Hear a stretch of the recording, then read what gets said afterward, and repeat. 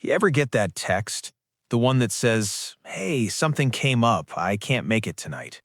And instead of disappointment, you feel lighter, like someone just handed you your evening back.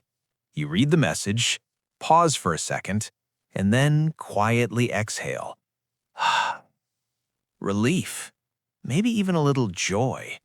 You tell them it's totally fine, no worries at all, and you mean it, because deep down, you were kind of hoping this would happen.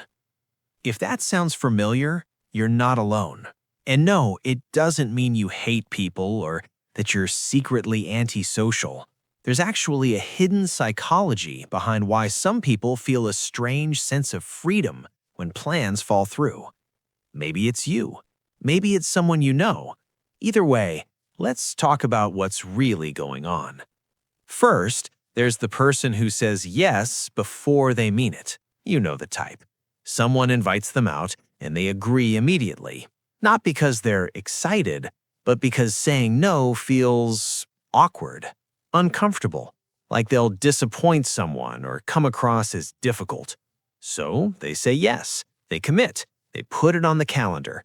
And then as the day gets closer, a quiet dread starts building. It's not that they don't like the person inviting them. It's just that the act of going requires energy they're not sure they have. They start imagining the small talk, the effort it'll take to be on, the mental preparation just to show up as a functional human being. So when that cancellation text comes through, it's like a get-out-of-jail-free card. The guilt lifts, the pressure disappears. They didn't have to be the bad guy. Someone else made the call, and now they can spend the evening exactly how they wanted to in the first place, doing nothing. The psychology here is simple. People-pleasing. They overcommit because they prioritize others' feelings over their own boundaries. But when the plan gets canceled, they're freed from both the social obligation and the guilt of backing out. It's relief disguised as disappointment. Then, there's the person who craves solitude more than they admit. They might be social. They might even enjoy going out, sometimes. But here's the thing. Their default state is alone. That's where they recharge. That's where they feel most like themselves. For them, social plans are like a loan. They borrow energy to participate, knowing they'll have to pay it back later with hours of silence and solitude. And sometimes the interest rate is just too high.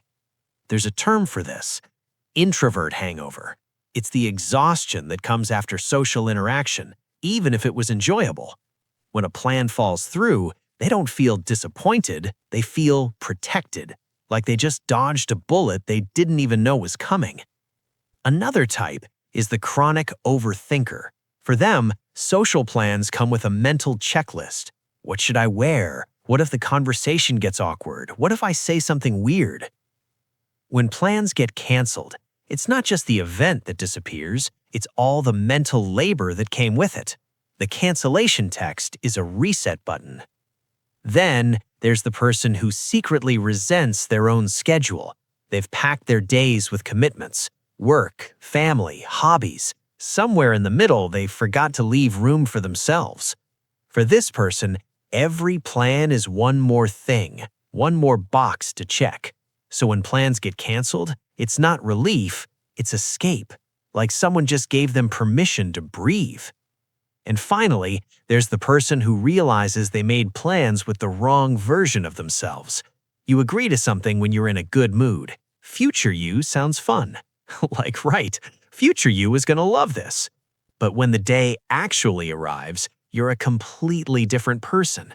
You're tired, you're drained, and now you have to honor a commitment made by someone who no longer exists.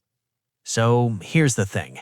Feeling relief when plans get canceled doesn't make you a bad person. It doesn't mean you don't care. It just means you're human. Which type are you? Or maybe you're a little bit of all of them.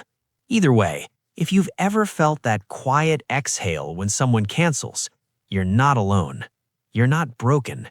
You're just someone who knows what they need, even if they don't always say it out loud.